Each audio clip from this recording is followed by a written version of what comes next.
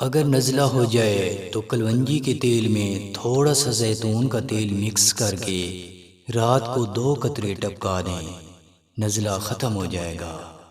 دانتوں کو سفید کرنا ہے تو سرسوں کے تیل میں نمک ملا کر دانتوں پر لگائیں، دانت سفید ہو جائیں گے۔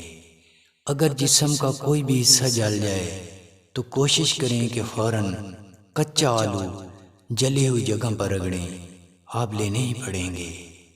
اگر بینائی کمزور ہو گئی ہے تو روزانہ تھوڑی سی مونگ پھلی کھایا کریں، بینائی تیز ہو جائے گی۔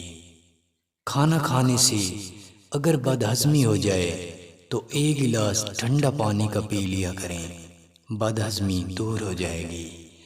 جن لوگوں کو ریشہ یا بلغم کا مسئلہ ہے وہ زیادہ پھول گوبھی کھایا کریں، بہت مفید ہے۔ جن لوگوں کا معدہ اکثر خراب رہتا ہے وہ زیادہ انگور کھایا کریں، معدہ ٹھیک ہو جائے گا۔